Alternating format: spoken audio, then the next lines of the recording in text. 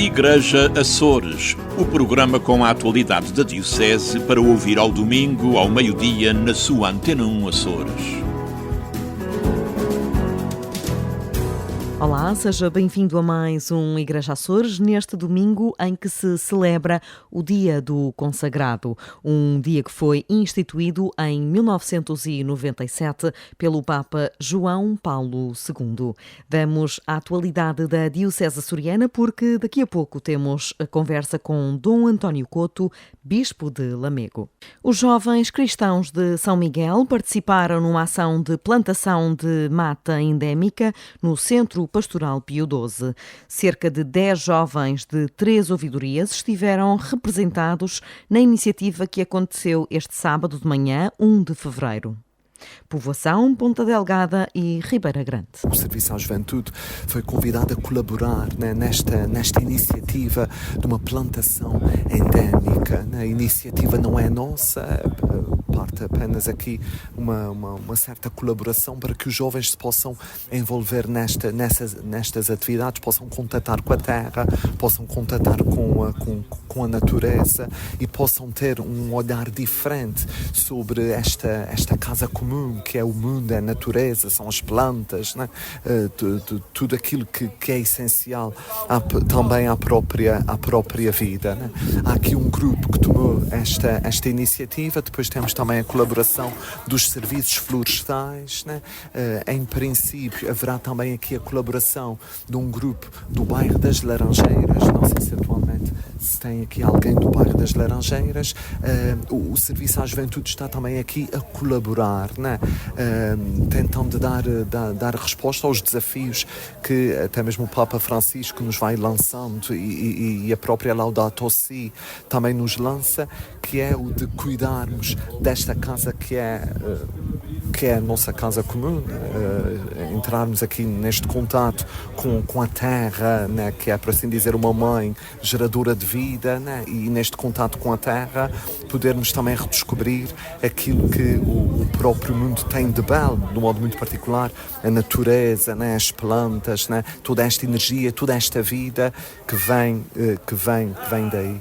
Este acordo prevê a cedência de utilização de cerca de 2.000 metros quadrados de uma zona de terrenos de cultivo a um grupo de pessoas que se propõem a cultivar e tratar voluntariamente a regeneração do ecossistema natural através das ferramentas disponíveis. Em contrapartida, os mentores da Horta Comunitária das Laranjeiras, o nome deste projeto, devem assegurar a limpeza dos espaços verdes do Centro Pastoral Pio XII. O projeto da Horta Comunitária surgiu com a proposta de um grupo de pessoas em tentar arranjar um espaço em que pudessem cultivar alimentos para consumo próprio. Esse foi o ponto de partida. E depois, com o surgimento da oportunidade de utilizarmos aqui o espaço do Pio XII e vermos como é que o espaço realmente já tinha sido usado, não é, de certa forma, para esse tipo de projeto, percebemos que este espaço era demasiado bom para ser só para um grupo de pessoas e que fazia todo o sentido ser mais alargado à comunidade. Tem área suficiente, o facto de estar aqui localizado nas Laranjeiras, ou seja, mantemos o nosso propósito, que é queremos todas as pessoas aqui que estão-se a envolver, querem produzir alimentos para consumo próprio, trabalhar em comunidade, mas simultaneamente desenvolver um projeto que também sirva aqui para a comunidade das Laranjeiras. Isso significa que a comunidade será envolvida? Será envolvida. Estamos ainda a articular com alguma associação ou instituição que faça trabalho aqui. Já temos um contacto com alguns moradores que têm interesse, mas claro que também nem estamos a começar, ainda não fizemos os plantios da primavera, ainda temos que criar estruturas para isso. Por isso, trabalhar na natureza e com a terra requer sempre muito planeamento, o trabalhar com um grupo de pessoas requer sempre algumas estruturas de organização, por isso eu acho que as coisas estão-se a construir devagar e aos poucos, mas também com estrutura. A manhã de trabalhos encerrou com um almoço partilhado ao meio-dia. A Cáritas da Ilha Terceira, através do projeto 3D, promoveu nas escolas a iniciativa Dança pela Paz na Escola. O objetivo foi inspirar e mobilizar as escolas através das redes sociais, tantas vezes utilizadas para o bullying. Diana Costa é a coordenadora deste projeto. O objetivo deste desafio da dança pela paz na escola surge como uma oportunidade, não é, para envolver toda a comunidade escolar na reflexão e na celebração do Dia Escolar da Paz e da Não Violência, que é um dia extremamente importante para o projeto 3D, tem tudo a ver com o trabalho que desenvolvemos na escola. Portanto, nós temos vindo sempre a marcar este dia, principalmente nas escolas onde trabalhamos. Este ano tentamos envolver toda a comunidade neste desafio. Tivemos a colaboração do Patrício Vieira, que escreveu a música, e da professora Inês Lemos, que preparou toda a coreografia e colaborou com a equipa colaboraram com a equipa nesta atividade. Nós estamos muito satisfeitos com a adesão, portanto não tem sido só as escolas do primeiro ciclo a aceitar o desafio, já tivemos escolas profissionais, colégios, e para aquilo que vamos vendo nos vídeos, tanto os adultos como as crianças acabaram por se divertir, que também era um dos objetivos, era também proporcionar um bom momento de alegria e de união na escola, e isso é perceptível nos vídeos e é muito satisfatório. Diana Costa alerta para estarmos todos atentos às questões da violência nas escolas. Bem, infelizmente todas as escolas deparam-se eventualmente com situações de violência, quer sejam físicas, quer sejam verbais, não é? Infelizmente acontecem. Aqui eu acho que o importante é mesmo reforçar a importância não só da comunidade educativa estar alerta, mas também da família dialogar em casa com as crianças, com os jovens, sobre a importância do respeito, da empatia e do impacto que pode ter na vida das outras pessoas, não é? Porque eu penso que muitas vezes as crianças não têm noção do impacto dos seus atos e das suas palavras no outro, que muitas vezes podem haver repercussões para o resto da vida, na vida adulta. Existem situações de problemas que surgem desta violência que acontece na infância. Portanto, acho que temos que estar todos alertas, as instituições, como é o caso da Caritas, com o projeto 3D e de outras instituições que trabalham nas escolas, com crianças, com jovens. Temos que fazer todos um trabalho conjunto, envolvendo as entidades públicas, as entidades privadas, as famílias. Eu penso que tem que ser um assunto que todos nós temos que estar muito atentos, porque compromete o futuro de todos nós. Poderemos decorar a coreografia através dos muitos vídeos partilhados nas redes sociais da Caritas da Ilha Terceira, mas entretanto podemos também ir decorando esta letra do Patrício Vieira. Sem paz nem gostas de ir à escola, sem paz nem podes jogar a bola, porque é que há empurrões arrudos, se nos podemos abraçar todos, vem, porque esta paz que queres só depende de ti. O Vaticano divulgou esta sexta-feira um novo documento sobre o desenvolvimento da inteligência artificial e os seus riscos. O documento, redigido pelos cardeais Víctor Fernandes e Dom José Tolentino de Mendonça, do Dicastério para a Doutrina da Fé e da Cultura e Educação, respectivamente. O padre José Júlio Rocha, professor de Ética e Moral, diz que este é mais um sinal de que a Igreja está atualizada. Mais uma forma de a Igreja mostrar que está a par do que vai acontecendo no mundo. E todos nós sabemos que todas as questões éticas e dilemas éticos que levanta um fenómeno como a inteligência artificial terá uma preponderância no futuro que nós ainda não conseguimos imaginar do ponto de vista pessoal, como também até do ponto de vista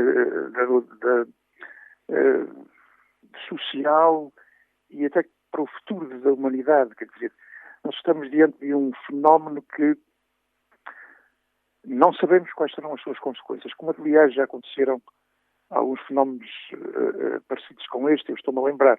E às vezes nós, os moralistas, temos essa fama de sermos os velhos do Restelo, que vem no fundo, em vez de ver a luz ao fundo do túnel, vem o túnel ao fundo, os maus, quando alguma coisa, alguma ideia brilhante acontece na história da humanidade. E estou-me a lembrar, por exemplo, da clonagem, nos anos 90, se falou tanto dos perigos da clonagem e acabou a montanha por parir um rato.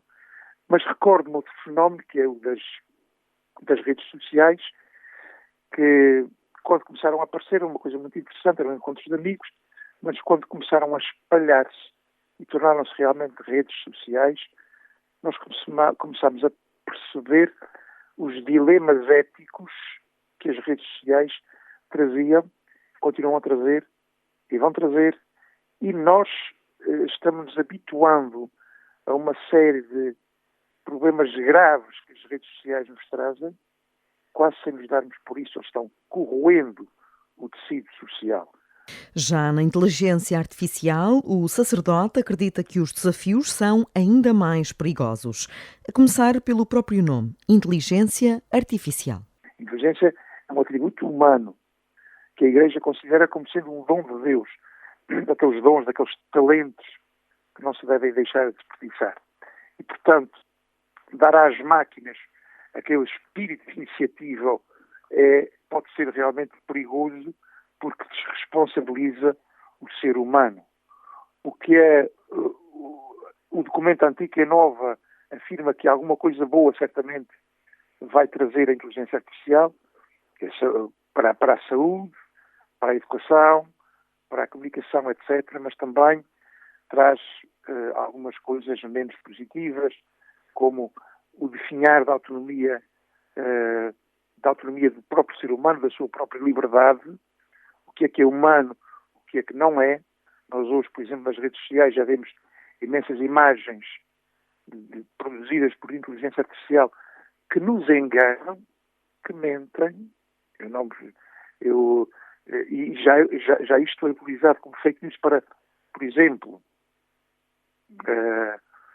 pôr uma pessoa a falar, a fazer um discurso sem que essa pessoa esteja metida nisso, não tenha sido enxada, mas pôr como se fosse ela a falar e a dar opiniões, se calhar, contrárias àquilo que ela pensa.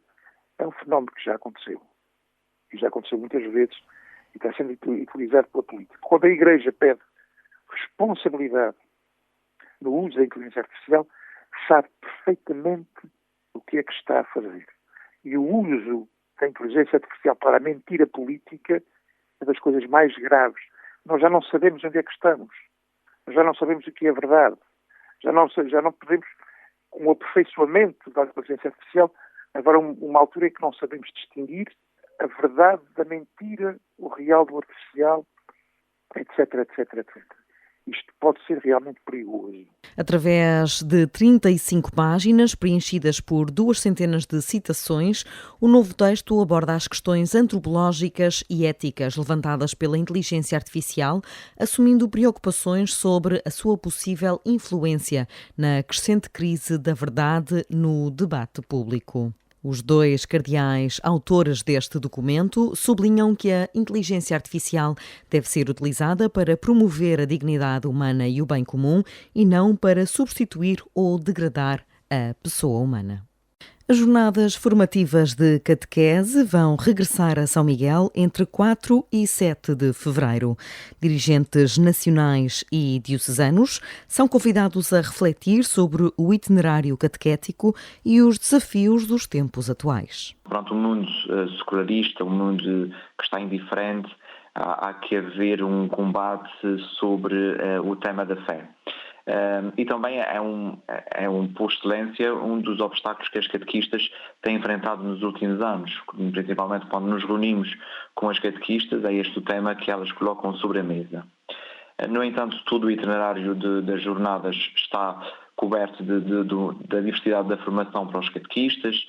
Teremos sempre como ponto central o novo itinerário para a catequese nos próximos anos e que propõe uma catequese diversificada aos mais novos e também aos jovens, com um caráter de compromisso, um caráter discipulado no final da catequese que nesta nova modalidade não tem final. Depois nós temos o tema da liturgia da Eucaristia, que é sempre um tema transversal no que toca à formação de catequistas, porque a liturgia, a celebração da Eucaristia, tem a ver muito com aquilo que se vive na catequese e com a atualidade daquilo que é o sacrifício eucarístico de Jesus Cristo. De seguida, depois teremos o tema do Itinerário da Fé, apresentado pelo Padre Vítor, que será um tema muito interessante nos dias de hoje, que vai chocar ali no tema de sexta-feira, também nos desafios da fé, apresentado pelo Carlos Novaes, só que o Carlos Novaes vai apresentar o tema dos desafios da fé propostos aos catequistas no dia de hoje.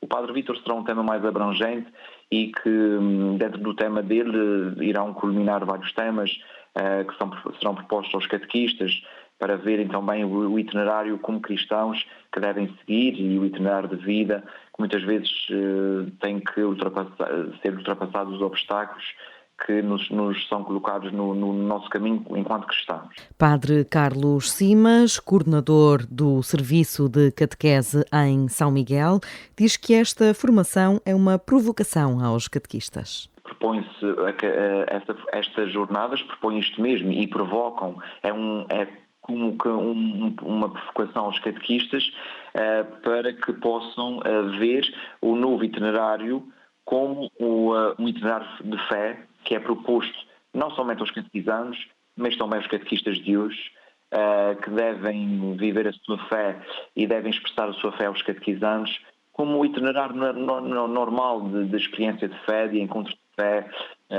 que deve ser sempre colocado e como um caminho que é colocado e proposto para todos nós fazermos, um caminho onde nós vivemos de várias condições e vamos enfrentando uns caminhos mais difíceis, outros mais longos, outros mais curtos, mas que todos nós somos convidados a fazer este caminho de encontro com Deus.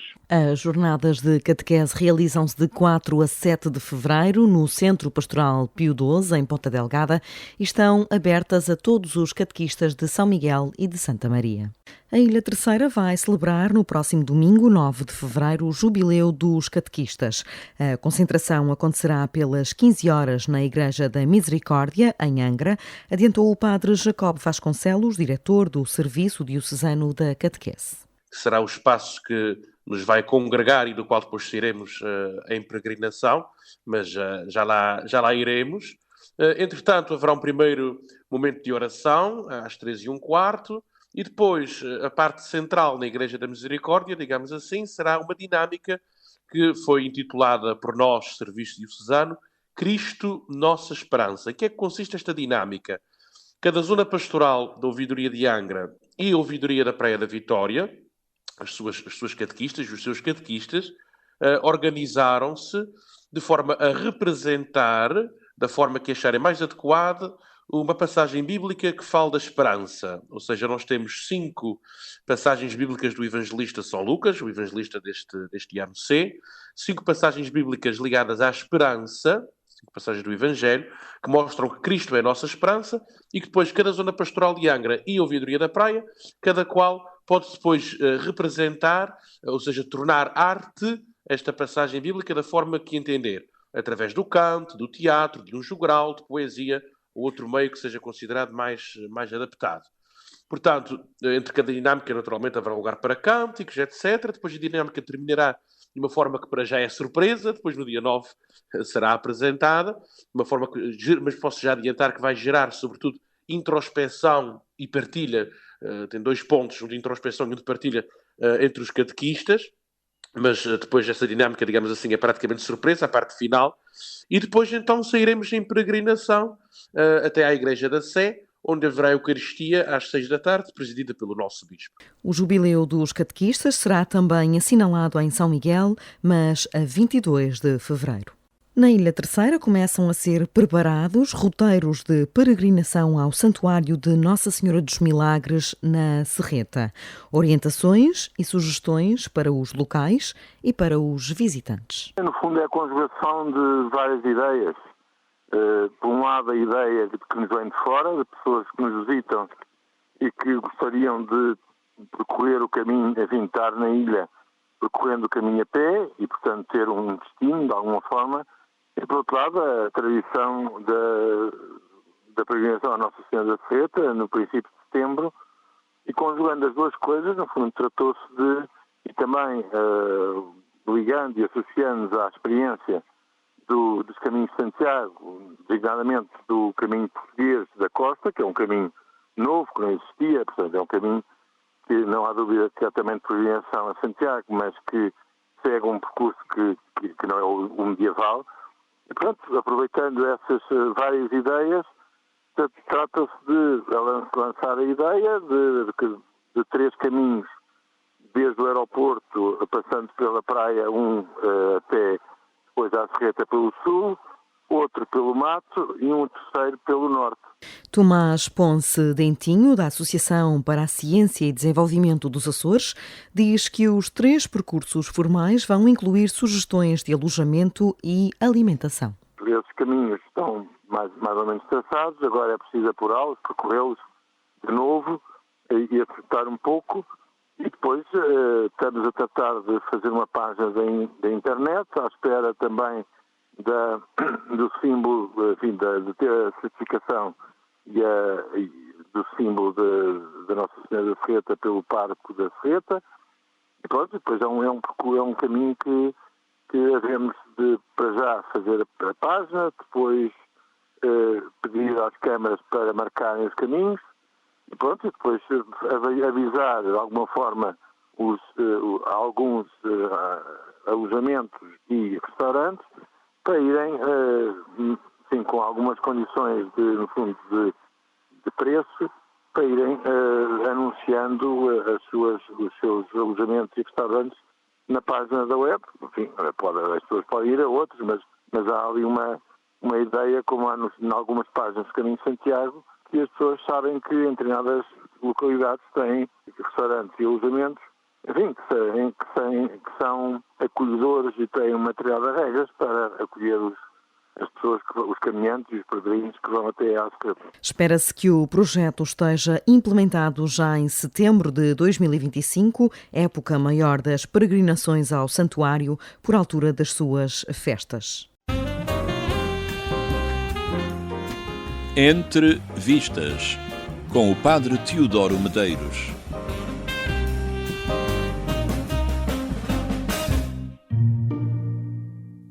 Fellini e l'Ombra, Fellini and the Shadow, no seu título internacional, é um filme da realizadora italiana Catherine McGillivray. Trata-se de uma exploração em regime de documentário da imaginação do famoso realizador. Este é conhecido por inserir nos seus filmes elementos fantasiosos, simbólicos, oníricos, ligados ao mundo do subconsciente. Assim, através de entrevistas com pessoas ligadas ao realizador, desvenda-se o mistério por detrás dessa inventividade.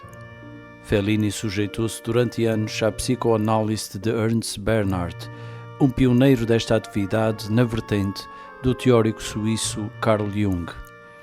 O grande valor do filme são os desenhos e pinturas feitas pelo realizador, muitos dos quais se transformaram em cenas dos seus filmes. Fellini and the Shadow é uma revelação e merece uma audiência maior. Um santo domingo e boa semana para todos.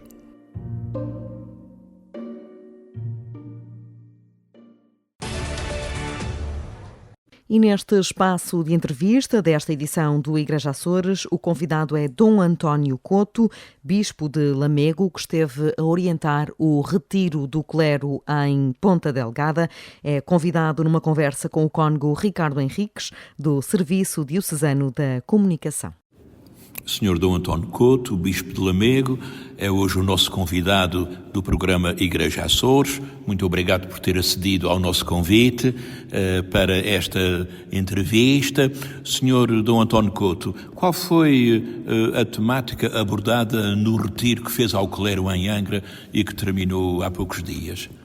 Sim, a temática de um retiro tem sempre que ser um encontro com Deus.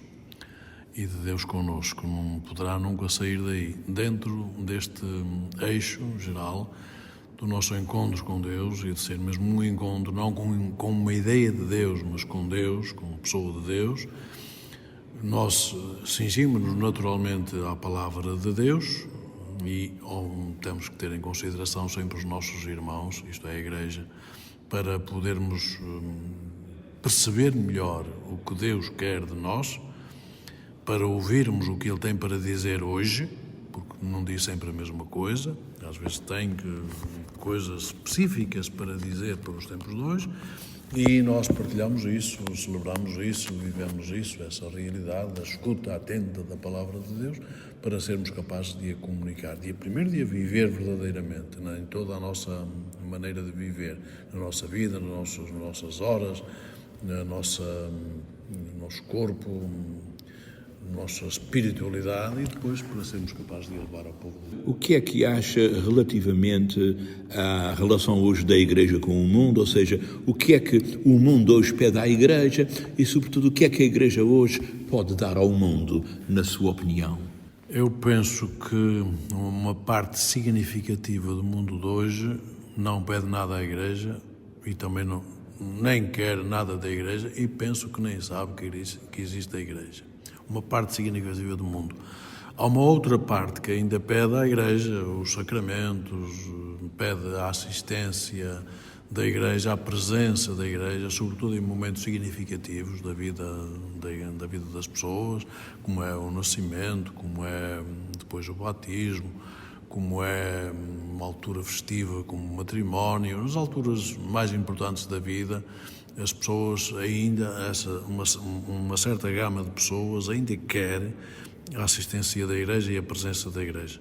Mas grande parte do nosso mundo hoje anda um bocadinho à deriva e pouca coisa pede à Igreja, se é que pede alguma coisa. Às vezes é a Igreja que faz até, digamos, um certo esforço e uma tentativa de não perder essas pessoas e de as trazer ou de lhes levar alguma coisa, de modo a prendê-las ainda, a mantê-las dentro das nossas igrejas, mas é um trabalho que cada vez requer mais especificidade, mais atenção, mais pormenor, mais sutileza, porque a Igreja tem de fazer esse serviço, mesmo que às vezes o mundo fuja. Não é? Sempre foi assim ao longo da história da Igreja, mas neste momento penso que nós estamos a viver um momento particular nesse sentido da relação do mundo com a Igreja. E temos que aperfeiçoar muito mais a nossa maneira de estar no mundo. Não é só estar dentro das igrejas e edifícios, mas é também estar onde estão as pessoas e comunicar com elas, dialogar com elas e levar Deus para o mundo, porque o grande ausente deste mundo, penso, pelo que vejo, pelo que ouço, pelo que analiso, o grande ausente deste mundo hoje é Deus. Acha que, na sua opinião, devia haver alguma estratégia especial para ir ao encontro daqueles que estão de fora, porventura são batizados e, portanto, cristãos só de nome, que não têm integração da comunidade, que não vivem a sinodalidade? Acha que a gente podia ter alguma estratégia para ir ao encontro dos que estão de fora? O que é que lhe parece desse ponto de vista? Em termos de estratégias, eu penso que as estratégias raramente resultam. Penso que a nossa presença, a presença da Igreja, de forma visível, dos crentes, e aí os leigos são determinantes, porque os leigos chegam a todas as ruas, a todos os apartamentos, a todos os prédios, estão em todo lugar onde está o mundo de hoje. E, portanto, os leigos conscientes da sua vida cristã são capazes de estar muito mais aptos a poder ir ao encontro de um vizinho, de uma vizinha, daquelas pessoas que eles conhecem bastante bem, e estão mais aptos a fazer isso do que, digamos, a Igreja oficial, que seriam os bispos e os padres e as religiosas, os consagrados e as consagradas, que, dado que estão mais recolhidos nos seus lugares, têm mais dificuldade ou não estão tão aptos a ir ao encontro deste mundo. Mas quem pode ir ao encontro do mundo hoje, verdadeiramente, são os leigos, e hoje estamos com uma Igreja que deve abrir-se aos leigos, deve preparar bem os leigos e lançá-los na evangelização, como fazia São Paulo. Eu penso que isso hoje é decisivo. E relativamente à própria comunidade da Igreja, na sua opinião, qual é o papel dos carismas dentro da comunidade cristã, numa Igreja em que a gente vê que é cada vez menos participativa, pelo menos em termos de quantidade? Qual é, do seu ponto de vista, o papel dos carismas e dos ministérios na própria Igreja? Nós, por norma, analisamos a atividade da Igreja e digamos, o número de pessoas que ainda vêm à Igreja. É por aí que nós analisamos tudo, e às vezes vemos uma Igreja cheia e ficamos todos contentes.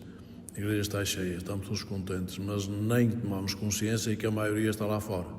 Isto é, pode estar a Igreja cheia, mas a maioria, de longe, a maioria não está ali. O que significa que nós temos, de facto, que lançar mão de todas as maneiras possíveis e imaginárias, nomeadamente pessoas bem preparadas, pessoas, exatamente com ministérios e carismas. Há gente que tem jeito para isto, gente para aquilo, jeito para outra coisa. Temos que os preparar e que os deixar fazer. E o Espírito há de saber conduzi-los. Às ruas, às avenidas, às praças deste mundo, para conseguirmos, não digo levar a água ao nosso moinho, porque não é o nosso caso, mas levarmos as pessoas para Deus, levar Deus às pessoas. Isso sim é o nosso grande trabalho, a nossa grande tarefa. A única grande tarefa é essa, é levar as pessoas a Deus, levar Deus às pessoas. E penso que há gente que hoje nós podemos, devido de facto a esses carismas diferentes, aos ministérios diversos e diversíssimos que há por aí, nós, por exemplo, não estamos agora a fazer valer a evangelização, está amortecida, não temos um ministério de evangelização, um ministério de visitação para visitar as pessoas, bater-lhes à porta de vez em quando, ver o que é preciso, ver como estão, ver o que é que nós podemos fazer, sentir uma igreja muito próxima. Penso que precisamos desses carismas, desses ministérios de proximidade, de evangelização, de visitação, de presença, porque nós não podemos estar mais só presos na sacristia e nas igrejas. Temos de estar, de facto, onde estão as pessoas, temos que ir ao encontro delas. Penso que isso é decisivo. E as pessoas apreciam muito, mesmo aquelas que aparentemente estarão fora de tudo aquilo, por norma não vão à igreja, a não ser quando tenham um casamento da família, ou um funeral, ou qualquer coisa dessa natureza, não vão à igreja, mas ficam sensibilizadíssimas quando lhe aparece alguém em casa que eles não estariam à espera. Na prática é a proximidade. De que o Santo Padre tanto fala, exatamente. É aquilo que as pessoas apreciam, não é verdade? É decisiva a proximidade. Mesmo de pessoas que eles não convidaram nem estão à espera, mas aparecem lá. Isto é importantíssimo. Na sequência disto também podia perguntar-lhe também realmente como é que se pode entusiasmar os leigos, os ministros ordenados, digamos assim, para a missão da Igreja hoje em dia. Hoje em dia, digamos que a minha sensação é que nós estamos muito vinculados a coisas de teor social, metemos-nos um bocadinho pelo mundo social, porque houve um tempo em que isso era necessário. Hoje já não será tanto. Hoje a maior necessidade que este mundo tem, vou repetir, é Deus. Temos que levar Deus às pessoas. E já não há muito tempo estava a ler um comentário àquela encíclica do Papa Bento XVI, Spes Salvi, Salvos em Esperança. Estamos agora também num tempo de esperança deste jubileu, Spes Salvi, e um dos comentadores dizia: finalmente alguém fala de Deus sem estar a falar de coisas oblíquas ou tipo social ou outro ramo qualquer, ou de cultura, mas estão a falar de Deus. O Papa está-nos a falar de Deus, e isso mexeu com o comentador, e começou logo assim. Finalmente apareceu alguém que nos põe diante de nós Deus através da esperança, e falando muito bem disso. Portanto, eu acho que nós não devemos ter, às vezes temos vergonha, ou começamos a pensar o que é que irão dizer. Não temos nada que pensar isso, nós temos que fazer a nossa missão. A nossa missão é levar Deus ao mundo e levar as pessoas do mundo para Deus. E, portanto, acho que essa é a única estratégia possível, não vejo outra. Não devemos estar a perguntar quem é que mora aqui, quem é que está nesta rua, será que nos recebem, será que não recebem. Isso pouco nos interessa. Nós devemos ir a todos os lugares e estar presente em todos os lugares. É a proximidade, é a presença, a nossa presença pessoal, a nossa e a de muitos outros. Por exemplo, São Paulo nunca foi sozinho. Se não fosse sozinho não chegava a lado nenhum, ou não chegava para as encomendas. Ele tinha muitos e bons cooperadores que ele preparava e que enviava. E, portanto, não chegava ele a todos, mas outros chegavam. E nós temos que fazer a mesma coisa. Temos que ter uma igreja com muita gente bem preparada, a começar pelos nossos principais cooperadores e agentes de pastoral que andam mais perto de nós, tipo catequistas, os nossos conselhos de pastoral e outras pessoas, e que têm que começar a fazer essas atividades, e seguramente as pessoas ficarão felizes por fazerem este trabalho pastoral, que é belo, e os que vão e os que os recebem também ficarão felizes, e penso que este trabalho que é indispensável hoje. Sr. Dom António Couto, Bispo de Lamego, pregador do retiro do clero em Angra do Heroísmo, agradecemos muito aqui a sua presença no programa e desejamos as maiores felicidades no seu ministério episcopal, na sua diocese e em Portugal. Eu agradeço e também retribuo a todos os padres que estão presentes neste retiro, a todos os que ouvirão esta rádio, estas notícias, esta voz, que é uma voz lá acima agressiva do norte de Portugal, uma voz áspera, como são as vozes do norte, mas também desejo a todos os que ouvirem as maiores felicidades e desejo que encontrem Deus e que Deus os encontre eles. Muito obrigado. E é tudo por hoje. O Igreja Açores está de regresso no próximo domingo. Até lá. Igreja Açores, o programa com a atualidade da Diocese para ouvir ao domingo, ao meio-dia, na sua Antena 1 Açores.